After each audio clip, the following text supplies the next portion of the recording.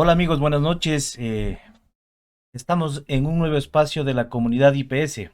Hoy tenemos un excelente invitado. Vamos a hablar sobre el incremento del COVID-19 a nivel de todo el mundo. Vamos a hablar sobre las medidas de prevención en hogares. Vamos a hablar sobre medidas de prevención en empresas. Vamos a hablar con un médico ocupacional que tiene amplia experiencia y estamos esta noche con nuestro amigo, el doctor Fernando Moreno. Bienvenido, querido amigo. Hola, Clever, qué gusto estar contigo en esta tarde, esta noche y también con todos los amigos que nos están escuchando en este que es un espacio que está tomando pues mucho campo, por lo cual me permito felicitarte también como entre paréntesis. Y bueno, estamos a la orden, muy gustosos de estar aquí de nuevo. Muchas gracias, Fernando. Y agradeciéndoles a todos quienes se están uniendo a la transmisión en vivo. Hoy tendremos la oportunidad de preguntarle a nuestro experto sobre los temas inherentes al COVID-19, sobre los temas inherentes a las medidas de prevención. ¿Qué hacer en nuestro hogar? ¿Qué hacer en nuestra empresa? ¿Cómo convencer a nuestros vecinos, a nuestros familiares, de que el COVID todavía se encuentra en el exterior y que está esperándonos para hacernos daño? Muy bien, mi querido Fernando, coméntanos un poquito para que la gente te conozca eh, sobre tu experiencia, sobre en dónde estás laborando este momento y cuáles son tus actividades en cuanto a seguridad y salud en el trabajo. Bueno, yo tengo, creo yo, cerca de 12 años haciendo esto de la vigilancia de la salud ocupacional. Eh, comencé ahí en la industria de la construcción hace mucho tiempo, casi recién graduado de la carrera de médico. Y bueno, como muchos, me enganché de esta carrera, así que he venido dando pues algún soporte, apoyo en asesorías para empresas privadas, básicamente. He estado también brindando servicios de capacitación, de instrucción. Hasta ahora reciente estuve también teniendo la experiencia de la docencia en la maestría de seguridad y salud ocupacional. Actualmente estamos estamos ayudando en la coordinación del área de salud en el trabajo del Metro de Quito, de la construcción del Metro de Quito. Así que bueno, estamos caminando poco a poco en lo que se nos llama, ¿no? Excelente, bastante grande el compromiso de la vigilancia de la salud y la de prevención de riesgos laborales en el Metro de Quito. Coméntanos, ¿cómo es esa experiencia? ¿Hasta cuántos trabajadores llegaron a tener al mismo tiempo? Justo te iba a decir, amigo, yo creo que para bien o para mal, el asunto esta de la pandemia nos cogió, pues digamos, ya en la meseta, quizás ya culminando un poco con el número de trabajadores. Llegamos a un pico de cerca de 6,000 o 7,000 trabajadores fácil en toda la extensión de la En obra todas las líneas. en toda pues tú sabes, desde el sur de Quito hasta el norte, a nivel de superficie, a nivel subterráneo, en trabajos en alturas, en algunos espacios confinados, con más de 150 empresas subcontratistas. Entonces, sí, en efecto, la responsabilidad ha sido enorme. Eh, en el Metro de Quito los de salud en el trabajo somos un equipo relativamente pequeño, pero que pues me parece a mí que hemos respondido a estas necesidades, que no solamente son las necesidades de los trabajadores, sino que ya en pocos meses van a ser las necesidades de toda la ciudad, ¿no? Es la obra más importante de la historia de la ciudad y una de las más importantes que se ha hecho aquí en el Ecuador. Entonces, para bien o para mal, yo pienso que la pandemia nos cayó en un estado en el que los trabajadores han sido mucho menos. Actualmente estamos aplicando un protocolo de bioseguridad para un poco más de 1,000 trabajadores, que no es poco, desde luego que no es poco, pero bueno, a comparación del pico que te digo que tuvimos, pues realmente nos resulta un poco más factible manejarlo. Bueno, y el ambiente de trabajo también es un poco diferente, porque normalmente, pues en el área de la construcción estás campo abierto, en la parte de ventas estás también en oficinas, pero ustedes están en la parte subterránea, entonces es algo un poquito diferente de manejar. Totalmente, amigo. Yo pienso que, y esto lo he dicho abiertamente en algunos otros espacios que nos han permitido estar, yo pienso que lo más factible Cuando tú tienes una empresa que es de alto riesgo, que además tiene un carácter multinacional, cuando tienes muchas actividades que también son de alto riesgo, pero sobre todo en empresas en las que tienes el respaldo y el apoyo, pues dentro de todo lo multidisciplinario, también financiero, tú tienes que abrir el abanico. Es decir, la mejor estrategia que me parece a mí que podrías emplear en estos casos es abrir el abanico. Y claro, pues en lugar de discernir protocolos para el puesto de trabajo A, protocolos para el puesto de trabajo B, hay que generar un protocolo de bioseguridad que sea lo suficientemente efectivo como para que abarque a todas las actividades de tu organización, a las actividades que tienen alto riesgo, a las actividades que tienen poco, mediano, bajo riesgo. Y ahora tenemos una actividad que antes no era catalogada como alto riesgo, pero que ahora ya lo es a consideración del COVID. Y esas son las actividades de oficina, esas son las actividades administrativas. Claro, antes nosotros poníamos pues la prioridad a los trabajos en altura, trabajos en caliente, los trabajos con manipulación de químicos, etcétera, pero hoy los trabajos en oficina tienen que ser considerados como prioritarios en el asunto del COVID y de bioseguridad. Entonces, abrir el abanico, esa es la conclusión que te pongo ahorita. Excelente, muy bien. Antes de entrar en materia, voy a invitarles a todos quienes están en la transmisión, pues que nos ayuden a compartir, que nos ayuden con sus likes, porque ustedes saben que si es que llegamos a la mayor cantidad de personas, pues es mucho mejor. En este momento les voy a compartir la pantalla para que hagamos una breve introducción de lo que está pasando en el mundo y lo que está pasando en Ecuador. Ustedes pueden observar, yo he tomado como referencia el tablero de COVID-19 está publicado todos los días por el Centro de Ciencia e Ingeniería de Sistemas de la Universidad de Johns Hopkins. ¿Qué nos dice este tablero? Prácticamente que en el mundo existen 90 millones, más de 90 millones 143.875 personas que ya han tenido COVID, es decir, ya han sido contagiadas. De estos 90 millones de personas, más de 22 millones son de Estados Unidos, 10 millones 450 mil personas de la India, 8 millones en Brasil, más de 3 millones en Rusia, 3 millones 81 mil personas en Reino Unido, luego viene Francia con 2 millones 840 mil, Turquía 2 millones 326 mil, Italia, España, Alemania y aparece Colombia con 1.771.000 personas contagiadas. Argentina viene luego con 1.722.216, que son los primeros países latinoamericanos que aparecen en este ranking. Luego viene México con 1.524.000, Polonia, Irán, Sudáfrica, Ucrania, viene 1.026.000 en Perú. Luego viene Holanda, Indonesia, Rumania, Canadá. Y quiero llegar un poquito más acá, 641.000 en Chile. Pues viene Suecia, Filipinas, Portugal, Austria. Y vamos a llegar a Ecuador.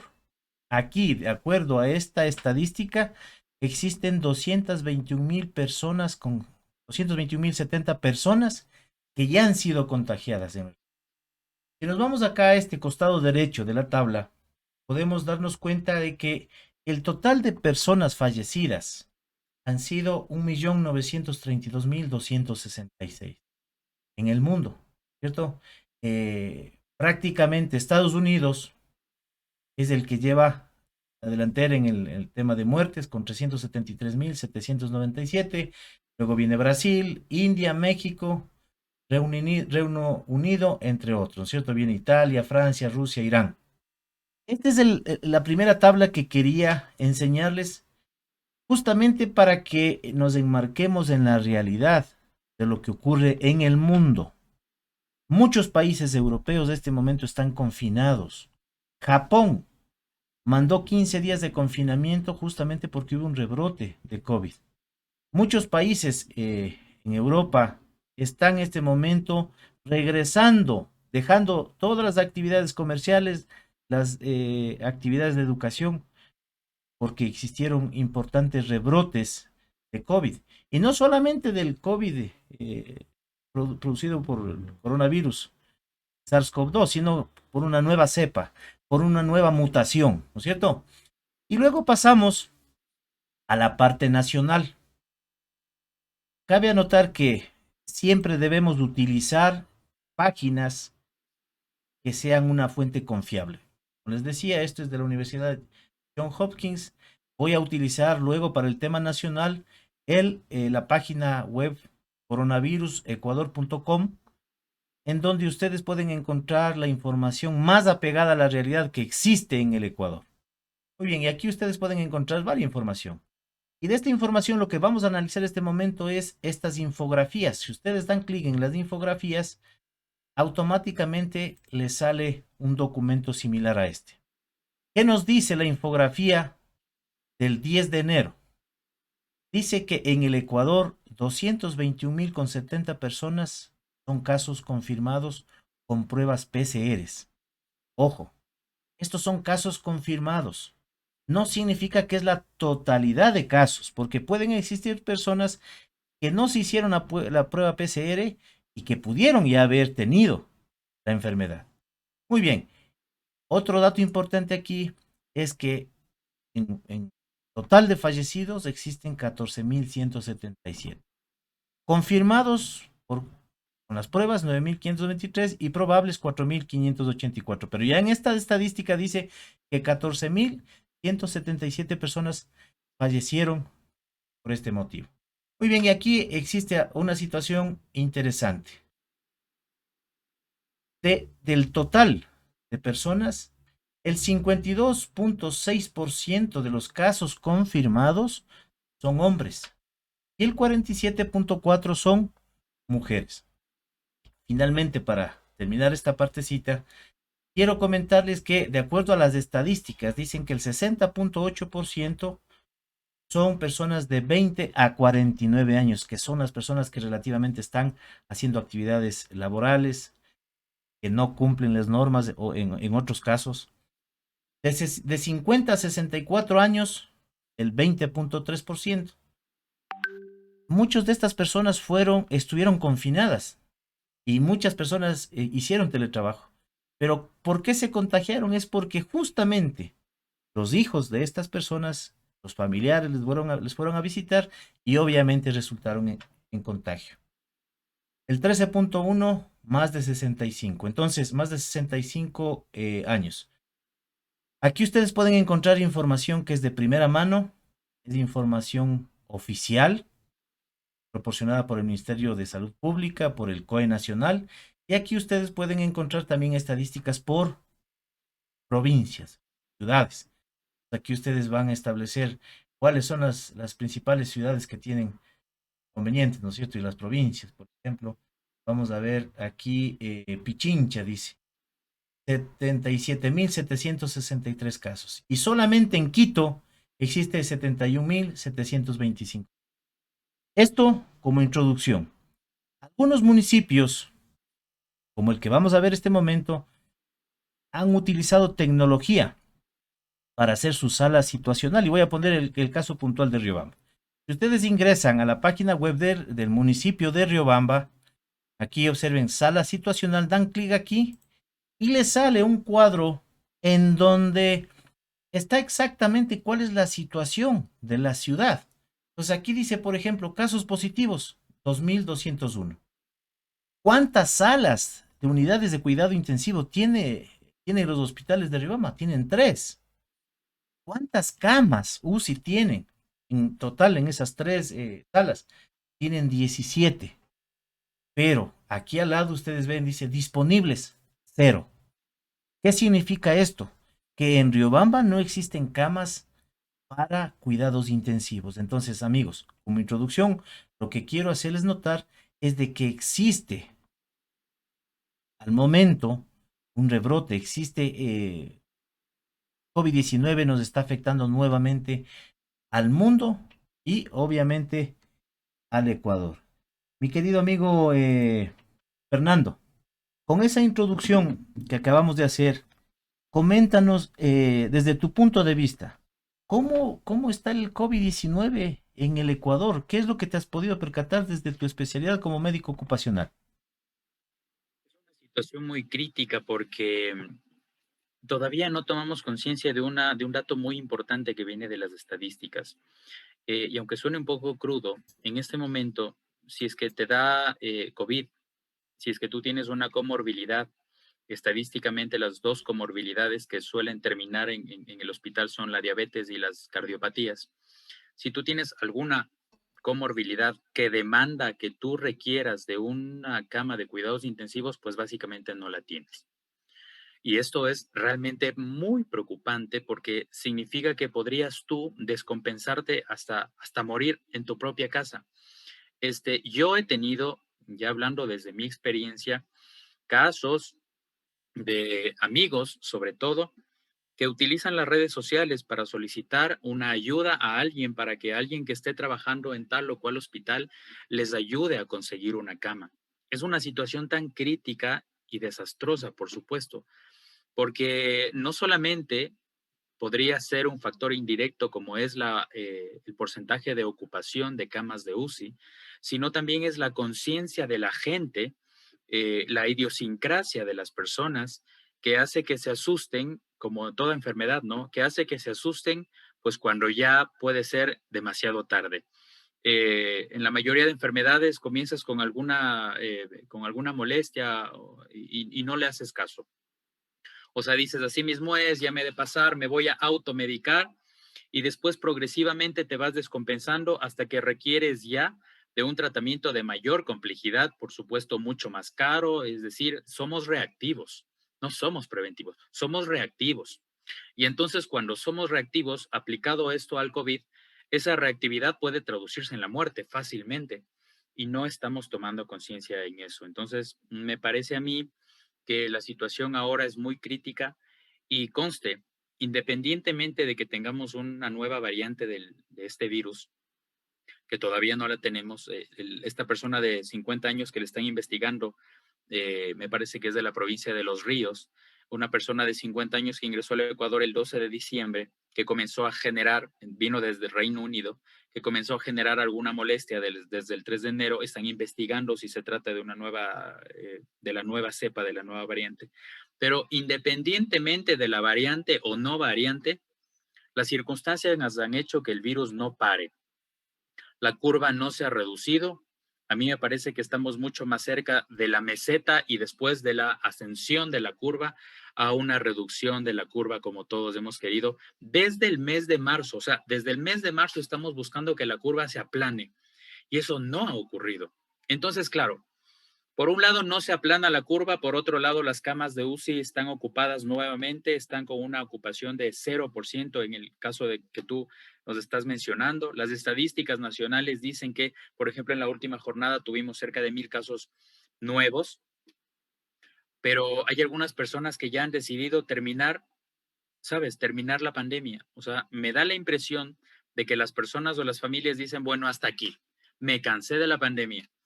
Bajo mi decisión y mi decreto, termino yo con la pandemia.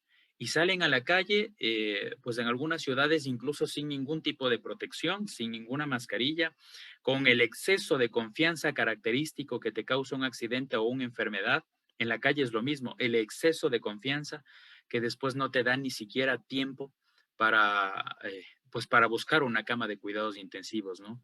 Situación crítica desde un inicio, situación crítica con las advertencias de las autoridades, situación crítica por sobre la idiosincrasia de la gente, situación crítica que no ha parado, mi querido Clever. Efectivamente, y creo que muchas personas lo han dicho, muchas personas lo saben, pero creo que nosotros como ciudadanos no estamos conscientes. Eh, Pasamos unas fiestas de Navidad, de Año Nuevo, el campeonato de fútbol, que fueron prácticamente focos de concentración, sin ponernos a pensar el daño que podíamos causar a nuestras familias. Muchos dicen, no, es que yo ya tuve COVID y si me da, pues ya resistí. Pero no se ponen a pensar que el anciano, el padre de familia, el niño que está en la casa y que muy probablemente, como tú dices, puede tener diabetes u otra enfermedad que le genere complicaciones. Entonces, es importantísimo lo que tú acabas de decir. Lamentablemente, existe mucha inconsciencia. Las autoridades han, nuevamente, el año anterior, pues, firmaron un decreto presidencial en donde se prohibían o habían algunas restricciones justamente para evitar esto. Esto se debe dar o se dio por la inconsciencia de las personas. Porque nosotros no solamente, no es que hacemos caso o hacemos caso omiso de lo que nos piden, del aislamiento, del mantente en la casa, de las medidas de prevención, sino que vamos a reuniones sociales. En Guayaquil, en Quito, en algunas ciudades se detectaron gente que estaba festejando, gente que estaba haciendo el año viejo. Entonces, quisiera que entendamos bien, por favor, entendamos bien. Lo que están haciendo las autoridades es frenar que la gente vaya a concentraciones públicas y se contagien.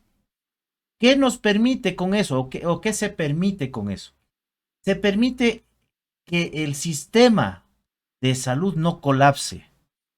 Porque si es que existen muchas aglomeraciones, existen muchos contagios, no va a existir en el mundo sistema de salud que pueda cubrir esas necesidades. No sé qué opinas tú, Fernando, sobre el tema.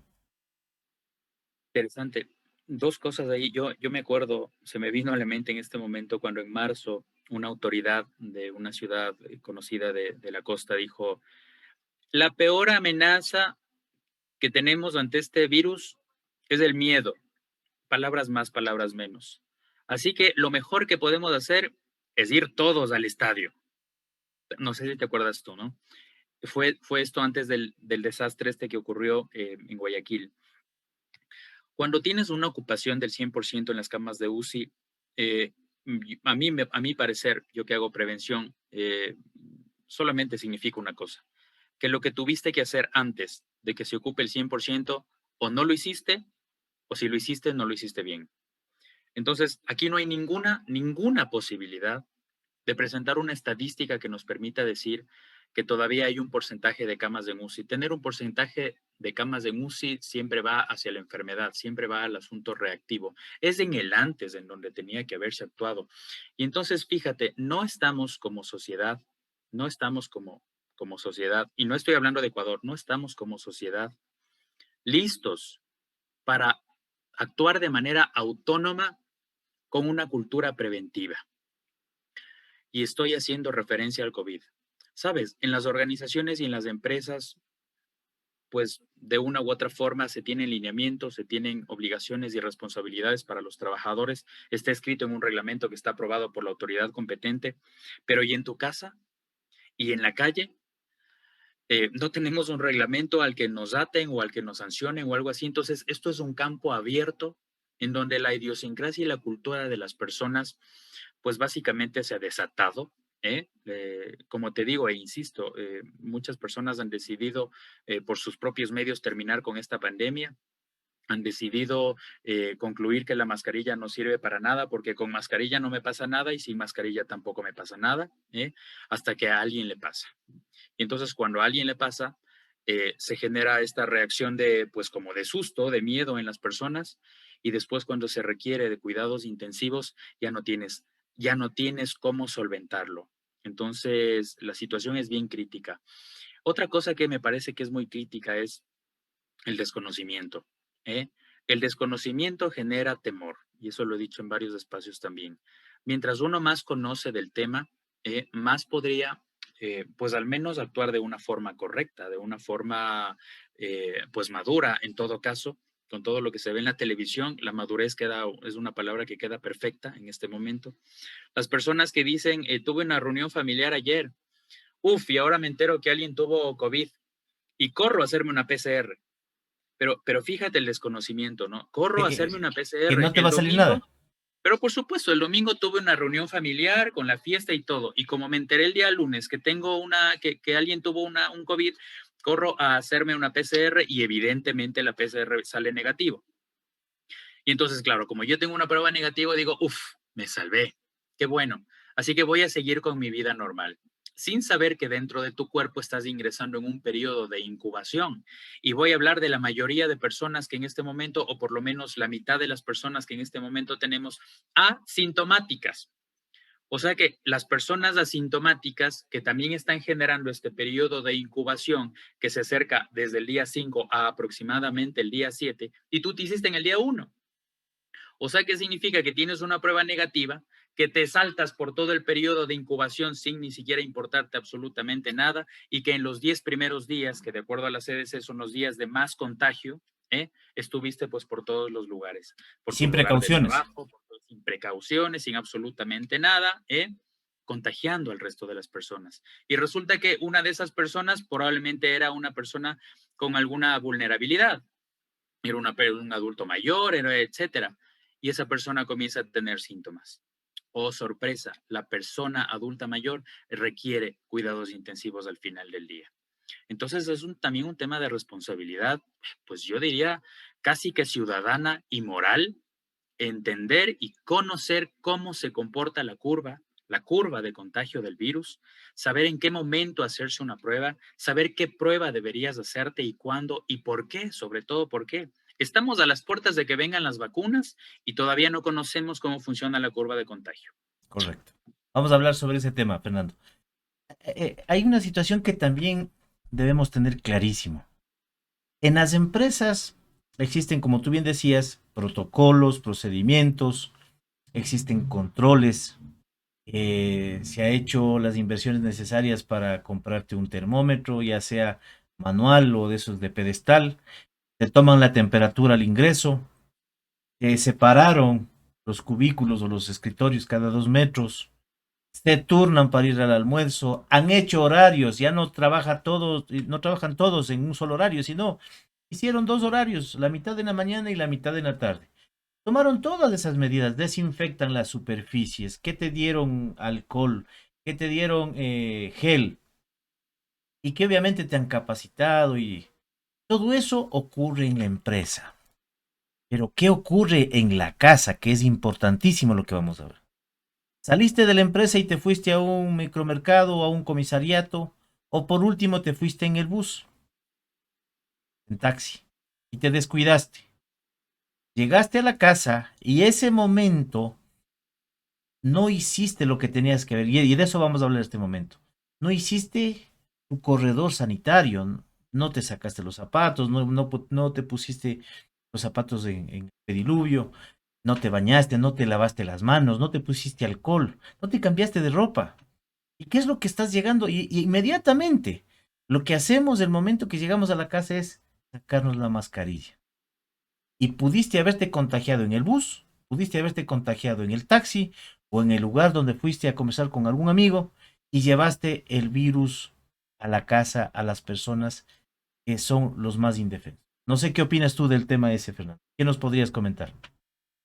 Barbaridad, es tan importante lo que tú dices y espero que con estos mensajes estemos llegando a toda la gente que nos está viendo. Realmente necesitamos replicar la información. Necesitamos que la gente nos ayude a socializar, pero sobre todo a sensibilizar la importancia de las medidas de bioseguridad. Si no es con, mira, si no es con los protocolos que tenemos pues en este momento de manera abundante, habla de las estadísticas. Si no es de las estadísticas, habla de las camas de cuidados intensivos. O sea, necesitamos que nos ayuden a sensibilizar porque ninguna vacuna en el mundo, ningún tratamiento, que por ahora no hay, ningún tratamiento en el mundo va a lograr contener este virus si no es primero con las medidas de corrección que debemos adoptar nosotros en función de la prevención, no esperar a enfermarnos, en función de la prevención. Entonces, a mi parecer, existen pues dos cosas fundamentales que deberíamos conocer, tres cosas fundamentales que deberíamos conocer. Primero, si tienes un protocolo de bioseguridad en tu empresa, replícalo. Replícalo, querido amigo. Si tú eres un trabajador que tienes un protocolo de bioseguridad, si ves que los controles son muy, muy rigurosos adentro de la calle, adentro del trabajo, perdón, tienes que hacer lo mismo cuando estás fuera, en la calle. Replica tu protocolo de bioseguridad. Por ejemplo, tener un corredor de descontaminación es excelente. No estoy diciendo túnel de desinfección, por si acaso, estoy diciendo Es un diferente, corredor de bien, descontaminación. así correcto. Esa es la palabra. Es lo mínimo. Es lo mínimo que deberías tener. Un corredor de descontaminación puede tener un montón de variables. Tú puedes tener un pediluvio al ingreso de tu casa, lo cual está perfecto. Tú puedes tener ahí pues el Sprite de alcohol, que está muy, muy bien, sobre todo para las prendas de vestir. Si tú estuviste en un sitio con alto pues grado o riesgo de contaminación, cámbiate la ropa, no porque el virus vaya a migrar de tus textiles hacia alguna parte del cuerpo, sino por la manipulación. Son las manos la clave. Entonces, después que tú tengas a mano pues el lavado de las manos con agua, con jabón adecuadamente, aprender a manipular las mascarillas por la parte que sujeta las orejeras o por cualquier otra parte que no sea pues la parte central de la mascarilla. Tenemos incluso documentos de la Organización Panamericana de la Salud que nos dice eso. Si tenemos todos los documentos establecidos, hay que aplicarlos. ¿Por qué nos olvidamos de las medidas de bioseguridad que tenemos en la empresa adentro de la casa? No hay ninguna justificación, no hay ninguna razón, por lo menos no hay ninguna razón lógica. El hecho de decir como hasta ahora nada ha pasado es el peor error que podemos cometer. Es exceso de confianza. Repliquemos el protocolo de bioseguridad, entendamos que debemos tener al menos un corredor de descontaminación en nuestras casas, aprendamos a manipular adecuadamente las mascarillas y conozcamos del tema a través de fuentes oficiales. 4 cosas que son simples, prácticas, por lo que no se practica se olvida, y esto es una cuestión de practicar todo el tiempo. Practica tú, practica el niño, practica el adulto mayor, practiquen todos, vuelvan una costumbre. Esto no se va a ir. Ni siquiera cuando te coloquen la vacuna tú te vas a poder sacar la mascarilla. Eso no funciona de esa manera, ¿eh? Excelente, muy bien, Fernando. Vamos a recordarles a nuestros amigos. Gracias a todos los que se están uniendo. Ya vamos a dar paso a las preguntas que nos están haciendo ahí en el Facebook. Pero sí es importante que Fernando nos ayudes haciendo un recorderis de cómo funciona, de cuál es el ciclo de contagio del virus. ¿En qué día deberíamos hacernos el PCR o la prueba rápida? ¿Cómo funciona eso para que todos los que estamos aquí y los que van a observar este video que también está colgado, va a estar colgado en el YouTube, puedan aplicar? ¿Cómo es el tema, el proceso ese del contagio y qué es lo que debemos hacer, Fernando? El primer día, en el primer día, tú tienes que considerar que lo que más sirve es el contacto, ¿eh? Vamos a imaginarnos que tenemos una línea del tiempo. Esta línea del tiempo va desde el día 0 hasta el día 14. Marquemos en esta línea del tiempo un día fundamental, que es el día 10, más o menos pues cerca del final. Entre abril y mayo, este día 14 no era 14, sino que se extendía, recuerden ustedes, hasta el día 28. Han existido casos en donde se ha extendido esta curva de contagio hasta el día 28. No obstante, en la generalidad, la curva funciona de la siguiente manera. Cuando tú estuviste en contacto con una persona sospechosa o confirmada, preferentemente de COVID, independientemente de que tú tengas síntomas, en el cuestionario y en la encuesta epidemiológica, tú tienes que ir hacia no cuándo comenzaron los síntomas, cuándo fue su contacto. Esa es la clave para que tú puedas armar una curva de contagio del virus. Entonces, claro, el día 0 es el día del contacto. Lo que pasa es que desde el día 0, que es el día del contacto, tú tienes aproximadamente 5, 6, hasta 7 días en donde el virus comienza a replicarse dentro de tu organismo, en lo que significa el periodo de incubación. Con lo cual, cuando el virus alcanza cierta cantidad de réplicas adentro de tu cuerpo, es factible que comiences a generar sintomatología. No es como en marzo que decíamos, cuando llega el periodo de incubación, los síntomas son 1, 2, 3, 4 y 5. Ya no lo podemos decir. La sintomatología ya no es un parámetro objetivo para poder valorar a los pacientes, pero sí el entorno epidemiológico. Con lo cual, si es que tienes el día 0 de contacto, tienes 5 días en el periodo de incubación, Si tú te haces antes de los 5 días la primera prueba, que es generalmente la PCR, que es la única prueba diagnóstica que existe en este momento, junto con la prueba de antígenos, es muy probable que te salga un falso negativo. Es muy probable que te salga un falso negativo. La razón, todavía no hay réplicas suficientes en tu cuerpo como para que se los pueda o como para que se pueda reconocer. Así que si tú estuviste en contacto el día domingo y te haces una prueba el día lunes, martes, miércoles, jueves o viernes, lunes y martes seguramente te va a salir negativo, ¿eh? Te lo aseguro, seguramente va a salir negativo, sobre todo si eres una persona inmunocompetente, o sea, si eres una persona joven, que no tienes un antecedente de comorbilidades, que no has tenido alguna enfermedad de importancia, etcétera.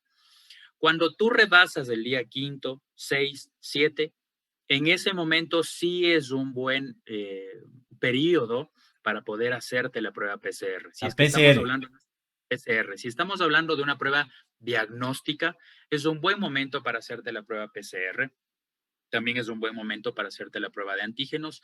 ¿Y esto por qué? Porque la prueba PCR, recuerden ustedes que lo que identifica es el ARN del virus, o sea, el core, o sea, el núcleo del virus. En cambio, las pruebas de antígeno lo que identifican son los componentes externos del virus, que las dos pruebas se hacen a través de hisopado, las dos pruebas son muy confiables en su generalidad y la gran diferencia es el costo, ¿no? La PCR es infinitamente superior el costo a las pruebas de antígeno. En todo caso, el día 5, el día 6, el día 7 son buenos días para que puedas hacerte una PCR.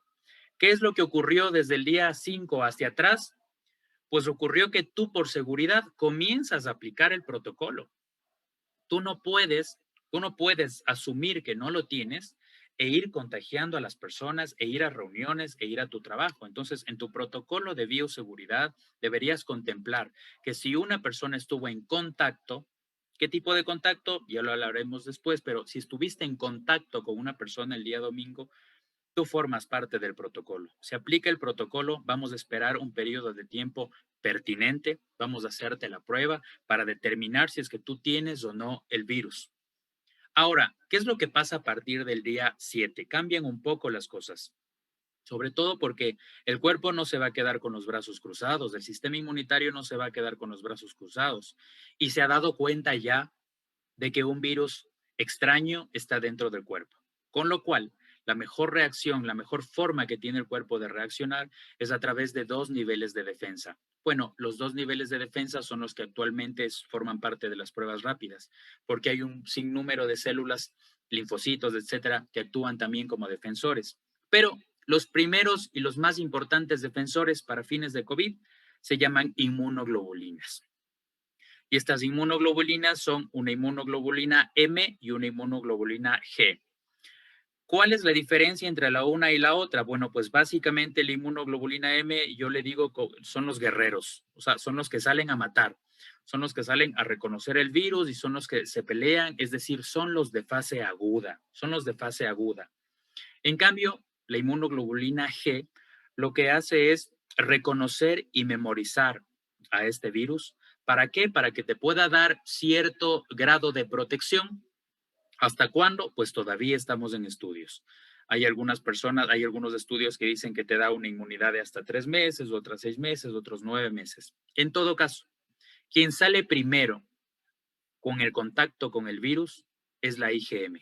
Con lo cual, a partir del día 7, 8, 9 o 10, si quieres hacerte una prueba rápida, es el momento. Si tú te haces una prueba rápida y si tienes la enfermedad, la IgM generalmente te va a salir positiva. ¿Por qué? Porque estás en una fase aguda, estás peleando con el virus en este momento y posteriormente lo que va a ocurrir es que la IgG comienza a subir, ¿verdad? Comienza a subir su concentración en tu cuerpo, ya comenzando a reconocer y a memorizar el virus.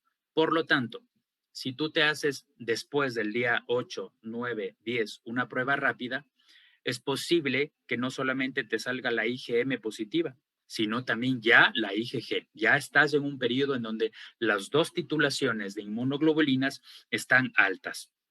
¿Qué es lo que tiene que pasar después? En teoría, lo que debería pasar es que como ya la IgM peleó contra el virus, por decirlo de alguna forma, la IgM tiene que comenzar a bajar. O sea que se comporta más o menos de la misma manera en que se comporta el virus cuando ya comienza a bajar la concentración o las réplicas virales en tu cuerpo, quedando después de la infección solamente una IgG elevada. O sea que si es que tú te haces una prueba rápida entre el día 10, 11, 12 hasta llegar al día 14, es posible que tú tengas una IgG positiva y una IgM negativa. Si tú te haces una PCR, es posible que la PCR sí salga positiva aún, porque todavía hay la presencia del virus, ¿correcto? Entonces, la conclusión primera sería que desde el día 7 hasta el día 14 tienes buenas posibilidades de que los resultados que tú hagas con la prueba que hagas sean confiables. Y después del día 14, ahí viene otro problema. ¿Cuál es el otro problema? Que cuando las personas han pasado el periodo máximo de contagio, perdón, que es el periodo más peligroso, que son 10 días, recuerden, 10 días, cuando ya has pasado de los 10 días, hay una probabilidad de que haciéndote tú la PCR, te comience a salir la PCR positiva y en realidad las pruebas rápidas ya te comienzan a salir negativas. ¿Y esto por qué puede ser? Porque cuando pasas del día 10 de contagio a lo largo de los días que restan, el virus ya comienza a irse de tu cuerpo, enfermedad ya en el periodo de contagio se ha ido, pero quedan trazas todavía del virus. Y estas trazas, estos pues restos, si se quiere, del virus, son leídos por la prueba. La prueba es o blanco o negro, o positivo o negativo. Y entonces lo que está leyendo realmente esa PCR no es el core, no es el núcleo del virus, son las trazas y los restos. De tal manera que ahí ingresa el criterio del médico del médico de la empresa o del médico que está leyendo la prueba para que pueda interpretar adecuadamente.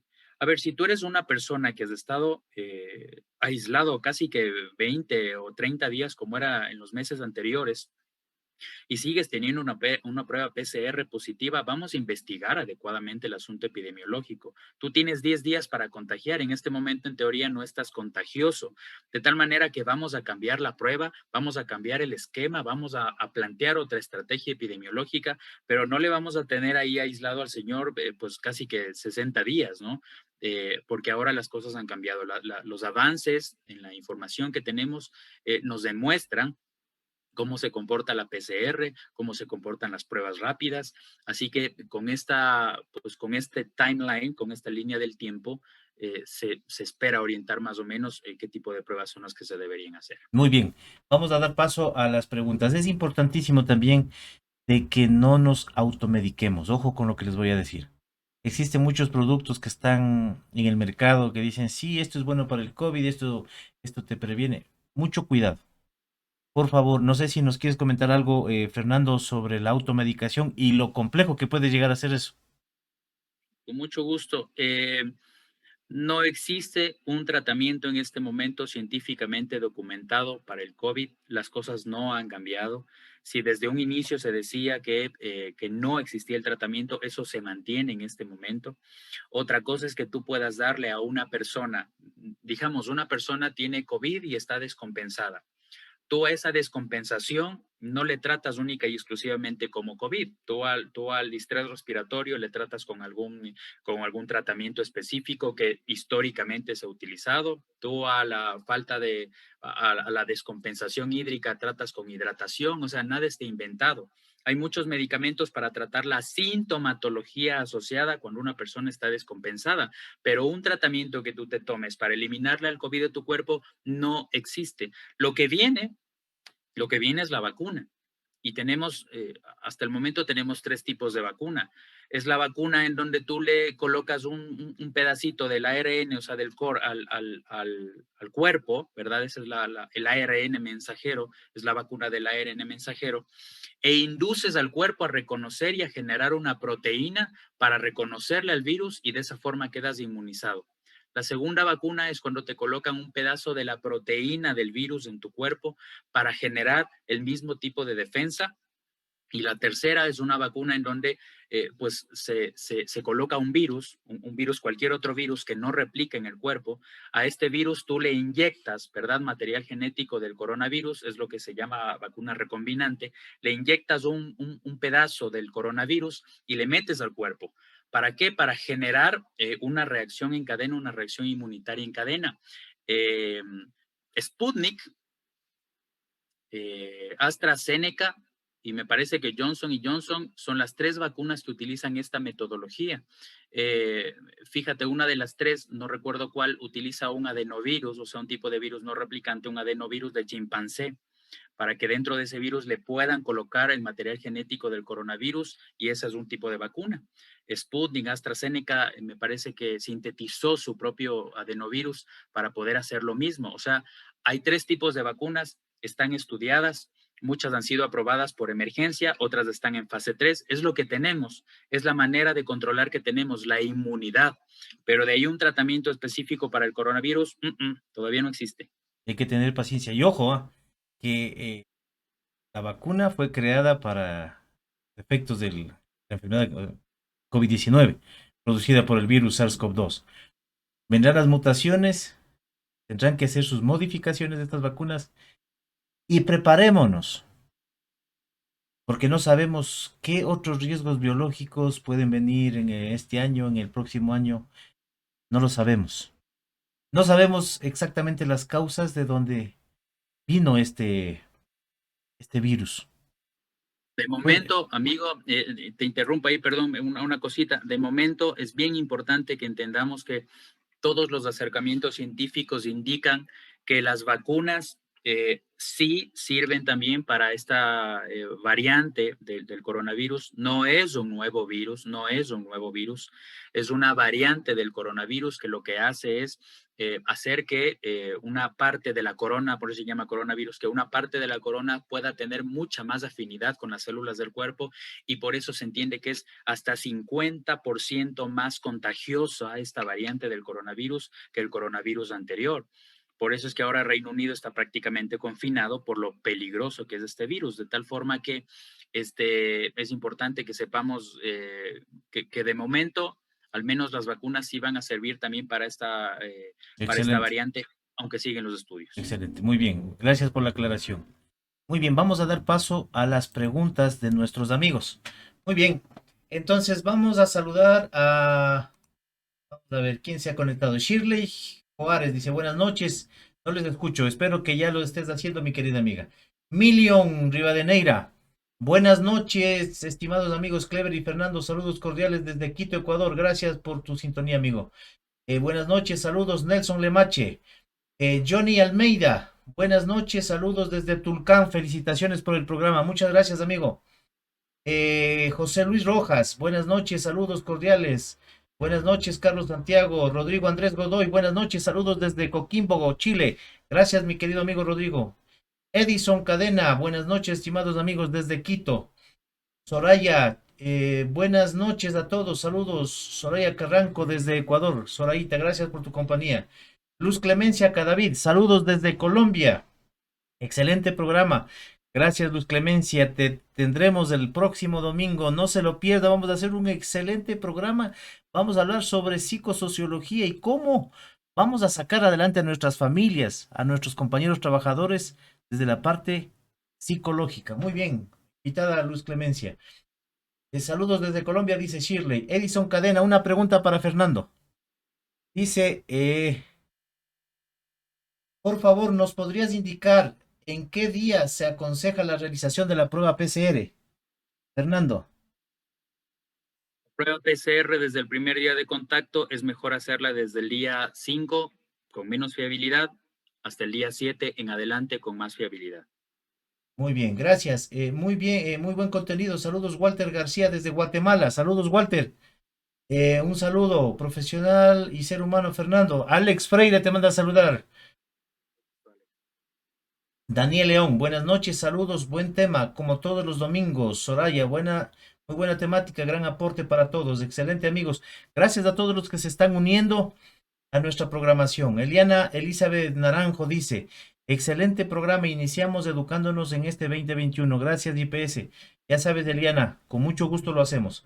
Paqui Vargas, buenas noches.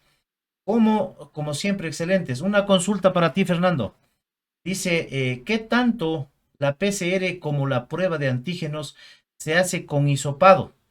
Sin embargo, en muchos centros se hacen en sangre, tanto en vena como en el dedo.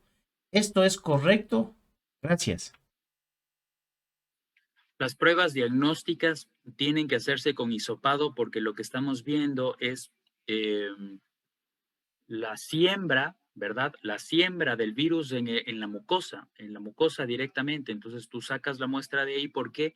Porque el estudio de Lancet y del New England Journal of Medicine nos indica que el principal foco de contagio, de siembra, de diseminación, etcétera, está en la vía respiratoria superior. Está en donde precisamente te colocan el hisopo para sacarte la muestra. De tal manera que para ver reacción inmunológica del cuerpo es buena idea determinación en sangre.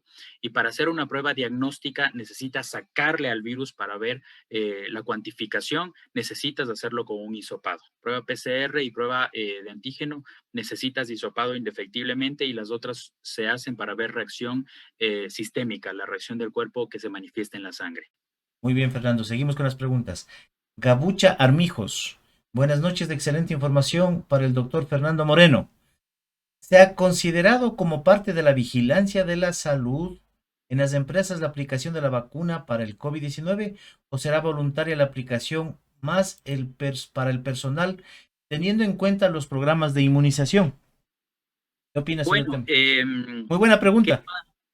qué más quisiéramos nosotros incluir dentro de como médicos, dentro de nuestra planificación de prevención y promoción, una campaña de vacunación para el COVID-19? Desafortunadamente, hoy por hoy, la exclusividad de la colocación la tiene el ente de control, el Ministerio de Salud, que incluso sacó hace poco un comunicado alentando a denunciar a posibles comerciantes de una vacuna, entre comillas. Eso no existe, solamente el ente de control lo puede hacer.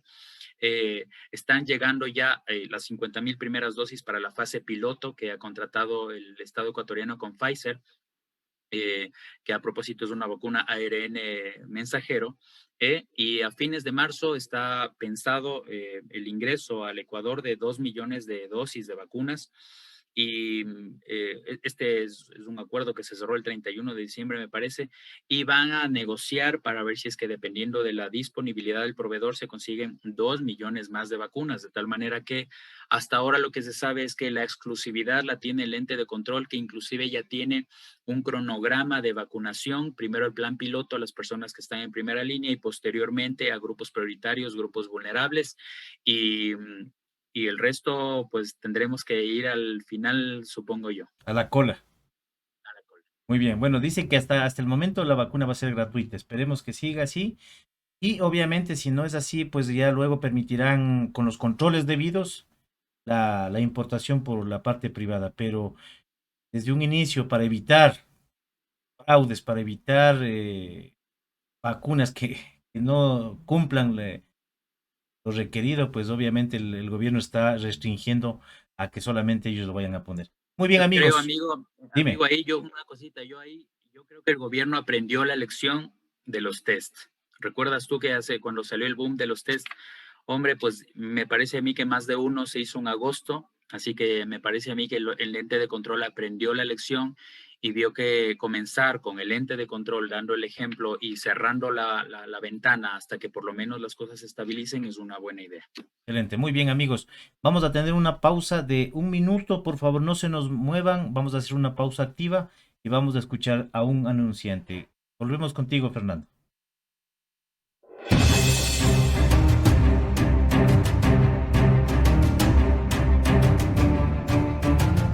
Hola, les saluda el ingeniero Fabio Monzón. Soy fundador de Multiverso SIG, Universo SIG, Mundo SIG, Escuela SIG, que son empresas peruanas de sistemas integrados de gestión que dan cursos a nivel internacional. Y hoy día estoy para agradecer a IPS y Security Doctors Ecuador, que están organizando y que estoy llevando el curso con ellos en Auditor Líder ERCA, bajo el registro ERCA, con la gran docente Verónica León. Así que hoy día vengo a decirles mis comentarios, ¿no? Yo estoy encantado con el curso, nos dan herramientas que nunca las haya visto en otros cursos. Las presentaciones también son efectivas, la docente tiene un gran seguimiento de los talleres. He visto documentos que no he visto en ningún otro curso, herramientas también de auditoría, la metodología también es muy buena, así que les recomiendo que lleven este curso de auditor líder ERCA, Trinorma, porque hablamos de la ISO 9001, 14001 y 45001, por la docencia, por la metodología, por los talleres, por inclusive la información en Drive que te comparten, que es muy buena, muy útil, y adicional por el seguimiento de la docente y también de los organizadores que son IPS y Security Doctors Ecuador. Agradecido con ellos y también recomendado para que lo lleven en futuros cursos que estén elaborando ellos. Así que hasta luego, les saluda Fabio Monzón desde Perú, un abrazo desde Multiverso SIG. Muy bien, amigos, muchas gracias a todos los que han permanecido durante toda esta hora de transmisión. Estamos ya por culminar. Recuerden, los que deseen, estamos invitándoles el 25 de enero. Vamos a iniciar la nueva certificación en sistemas integrados de gestión. ISO 9001 de calidad, ISO 14001 de ambiente y la ISO 45001 de seguridad y salud en el trabajo. Sistemas integrados de gestión con aval ERCA, por IPS y por Security Doctors. Todos quienes les interese, pues con mucho gusto les podemos dar la información necesaria. Muy bien, vamos a ir terminando, mi querido amigo Fernando. Voy a pasarte las últimas preguntas que nos están haciendo. Dice, felicitaciones, Cristina Gallegos dice, felicitaciones por la información. Gracias, doctor Fernando. Carlos Alberto Romero Vaca, saludos cordiales desde Machala. Gracias, amigo Carlos. Fausto Arcos, buenas noches, gracias por la información. Walter Salas, excelente programa y sobre las pruebas rápidas, ¿cuándo se deben hacerlas y tienen alguna validez? Gracias. Por supuesto, tienen mucha validez. Cuando tú tomas el inserto técnico de las pruebas rápidas, tienes que fijarte en el nivel de especificidad y sensibilidad, que significa la prueba realmente cuántos verdaderos positivos y verdaderos negativos tiene, o sea, tiene la factibilidad. Y dentro de estas pruebas rápidas existe la prueba cualitativa y la prueba cuantitativa. Yo recomiendo personal y particularmente que se pueda hacer una prueba cuantitativa porque, claro, tú con números puedes evaluar cuál es la reacción que tiene la inmunoglobulina M y la inmunoglobulina G de las que hablé anteriormente. Y de esa manera tú puedes guiar de mejor manera el caso. Entonces, las pruebas rápidas con mayor fiabilidad deberían hacerse a partir del día 7 al 10, hasta que termina la curva de contagio de la que hablamos, y debería procurarse hacer la prueba cuantitativa. Muy bien, gracias, Fernando, clarísimo. José Luis Rojas, una pregunta que tengo en el virus. Ahí le dice, ¿por qué si el coronavirus se transmite a través de gotículas, se debe hacer el hisopado? Bueno, la razón es simple. Es un virus respiratorio. La vía de transmisión inicial, la vía de ingreso y la vía de transmisión es respiratoria netamente. Entonces, ¿eso qué significa? Que el virus tiene que posarse y multiplicarse en alguna parte de tu cuerpo para que pueda manifestarse. Entonces, el primer sitio en donde se da a la par el periodo de incubación y el periodo de réplica es la vía respiratoria superior. Entonces, siendo un virus respiratorio, este coronavirus, como algunos otros que han existido, es indispensable que se pueda tomar la muestra en el sitio en donde se entiende que se replica más este virus. Muy bien, gracias. Eliana Elizabeth Naranjo Andrade dice, es importante el cuidado de cada uno de los ciudadanos, pues del Ministerio de Salud y el IES solo priorizan la atención cuando están en una situación grave. A cuidarse, no se descuiden, no esperen a estar mal. Gracias, Eliana, muy buen mensaje. Shirley Joanes dice, doctor Fernando, ¿la inmunidad de las vacunas es contra el SARS-CoV-2 y cualquier otra variante que surja? ¿Y si la vacuna será como la de la influenza? ¿Todos los años hay que aplicarla? Preguntas. Buena pregunta. Como dije hace poco, de momento los estudios indican que las vacunas que se van a colocar sí son efectivas contra la variante de este coronavirus. El coronavirus pues básicamente en estructura es la misma, lo que pasa es que esta variante que está ubicada en la parte superficial del virus hace que tenga mayor afinidad con las células del cuerpo. En todo caso, la vacuna sí es efectiva para estos coronavirus. En este momento tenemos 2 dosis. La mayor parte de las vacunas necesitan de 2 dosis para que sean efectivas. Con respecto a esto, se armó una polémica en Reino Unido y en Estados Unidos. En Estados Unidos están planteando la posibilidad de no colocar los 100 microgramos que tiene la vacuna, sino solamente 50 para que alcance para más personas. En otros lados se habla de que no van a colocar la segunda dosis a las que ya se colocaron la primera, sino que van a colocar esas dosis que tienen para más personas, para de alguna forma proteger a más cantidades de personas. En el Reino Unido dicen que no van a esperar los 21 días para que se coloquen la segunda dosis, sino que van a esperar 12 semanas para colocar la segunda dosis. Así que salió la comunidad científica y dijo, a ver, Pero las acciones, oye, pero ¿con qué argumento dicen eso yo voy a-? es, sale la comunidad científica y dice, las acciones que ustedes vayan a tomar, las van a tomar con conciencia plena de que las vacunas tienen un inserto técnico que dicen que se ha hecho un estudio en fase 3 que requiere de más de 30,000 personas, que necesitan 2 dosis la vacuna para que sea efectiva y que la vacuna probablemente necesite ser reforzada en un futuro, precisamente porque los virus se caracterizan por una cosa y es porque mutan.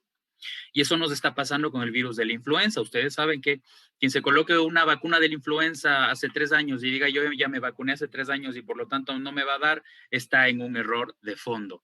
El virus de la H1N1 y las 5 principales cepas se modifica anualmente de tal forma que pues se tiene que armar una vacuna nueva cada año y sí, es posible que eso llegue a pasar también con esta vacuna. Muy bien. Nuestro amigo Luis Castañeda Velázquez dice, saludos mis estimados colegas, buen tema. Felicitaciones desde la belleza, saludos desde la belleza de los Andes, de Otavalo. Muy bien, Luis Castañeda. Saludos, dice Luchito. Daniel León dice, me ayudan con la información de la certificación. Correcto, Daniel, ya te enviamos. Luis Rojas dice, José Luis Rojas, gracias por la información. Amigos, estamos llegando al final, al final de nuestro programa, pero no quiero dejarles ir. Quiero enseñarles esta información que les va a servir de utilidad. Muy bien, amigos. Esto ustedes pueden encontrar en la página del municipio. Entran a quito.go.es y ustedes pueden ingresar aquí donde dice calcula el riesgo. Ustedes van a realizar alguna actividad. Dice calcula tu tipo de riesgo seleccionando tus criterios. Esto nos va a dar una idea de qué tipo de riesgo podemos tener en alguna actividad que vayamos a realizar. Entonces aquí dice, si vamos a realizar, por ejemplo, dice, voy a realizar esta actividad en espacio cerrado. Sí. Concentración media, alta. Seleccione si tendría dificultad. Sí. Y obviamente ustedes van a tener la posibilidad de ir actualizando. Luego de esto, ustedes calculan el riesgo, procesan y les va a salir el riesgo si es alto, medio o bajo. Y si les sale el tipo de riesgo alto, pues salen recomendaciones. Eso por un lado. Y finalmente, quiero también indicarles de que ustedes van a encontrar en la página de abstec.com esta guía para la evaluación de los riesgos de COVID, per COVID-19. Ustedes van a tener la posibilidad de descargar esta matriz más el manual que les va a servir para hacer cálculos dependiendo de las áreas donde vayan a trabajar. Entonces, es importante, amigos, ustedes aquí observan en la pantalla, esta es la evaluación de riesgos del método per COVID-19. Ustedes pueden acceder a esta matriz y pueden hacer el cálculo por áreas de trabajo. Ustedes pueden hacen la evaluación del área 1, área 2, área 3, área 4. Si les interesa este tema, pues me ponen los mensajes para poder hacer un programa exclusivamente para explicarles sobre esta evaluación de riesgos del SARS-CoV-2, de la exposición al SARS-CoV. Muy bien, mi querido amigo Fernando. Son exactamente las 7:10. Si no estoy mal, quisiera que por favor nos ayudes con un mensaje positivo final para ir terminando. Queridos amigos y Clever, gracias por el espacio, gracias por conectarse a estos espacios tan importantes. La desinformación es la que genera el miedo. Las cosas están complicadas. Debemos ser conscientes y no tapar, no tenemos por qué maquillar las cosas. Las cosas están complicadas, pero tenemos fuentes como estas de información que es muy valiosa, tenemos fuentes confiables de información, estamos muy a tiempo para hacer prevención efectiva. No elucubremos con las cosas, no queramos inventar nuevas medidas, nuevas acciones. Está ya todo escrito. Afortunadamente, la comunidad científica ha acelerado muchísimo con respecto a el control y al manejo del coronavirus, de tal manera que pues lo que tenemos que hacer es actualizarnos continuamente, infundir y sensibilizar a las personas que están en nuestro entorno sobre la importancia de la prevención del COVID, ver las estadísticas y ver que hay 0% de camas en este momento. Entonces, eh, ponderemos estos espacios que son muy valiosos para toda la comunidad preventiva y también para la comunidad médica en general. Mis felicitaciones a ti, Clever, siempre por tener este tipo de iniciativas y de mi parte, pues muy agradecido como siempre a participar en estos espacios para todos. Muchas gracias a ti, mi querido Fernando. Conozco de tu don de gentes, de tu profesionalismo y justamente de tu afán de participar en este tipo de programas. Eres un profesional a carta cabal y por eso me complace en tenerte en nuestro programa, ser tu amigo. Queridos amigos, un lapsus brutus fue hace un momento. Son las 8:14, no son las 7:10. Corregido. Amigos, recuerden, ¿cuáles son nuestras mejores defensas en estos días? Esto de aquí. Si le pedimos a Dios que nos ayude, Dios ya nos está ayudando. Dios nos dio la posibilidad de tener mascarillas para proteger. Existe muy poca probabilidad de que si es que la otra persona utiliza mascarilla y yo utilizo mascarilla, existe muy poca probabilidad de que me contagie. Si a eso yo le sumo el lavarme las manos frecuentemente con agua y jabón durante 40 segundos, y si luego de eso utilizo alcohol o gel para desinfectarme, yo les aseguro que le desactivamos a ese virus, a ese SARS-CoV-2. Si eso no fue suficiente, mantengamos la distancia de 2 metros.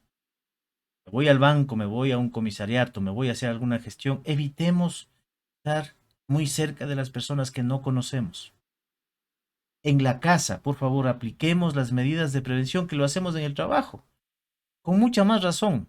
Toda la capacitación que me den a mí como comité de seguridad y salud en el trabajo en la empresa, toda la capacitación que me dan de prevención de riesgos laborales, también debo aplicar en mi hogar. No nos confiemos. Hemos estado salvados durante un año. El virus fue o nació en diciembre del año anterior, del 2019, perdón. Ya estamos más de un año. Hemos sobrevivido un año. Los expertos dicen que habrá que esperar 6 meses, 8 meses hasta que podamos tener la vacuna aquí en el Ecuador y ojalá podamos tener la suerte de decir que en menos de un año pues nos pongan a todos las vacunas, absolutamente a todos. Pero hasta mientras, amigos, el virus está esperando la oportunidad para hacernos daño. Nosotros tenemos el poder de evitarlo. Nosotros tenemos el poder de cuidarnos con la mascarilla, con el distanciamiento. Hagámoslo. Cuídate. Cuida a tu familia. Muchas gracias, amigos. Nos vemos el próximo domingo. Estaremos con nuestra amiga, la doctora Luz Clemencia Cadavid de Colombia. Ella es miembro de ASIS Colombia. Hablaremos sobre los riesgos psicosociales y cómo enfrentar esta pandemia desde el punto de vista del hogar y desde el punto de vista de las empresas. Gracias a todos por por su participación, mi querido amigo Fernando. Muchas gracias a ti. Pues y siempre es un gusto estar con nosotros. Pues, mi amigo querido, un abrazo.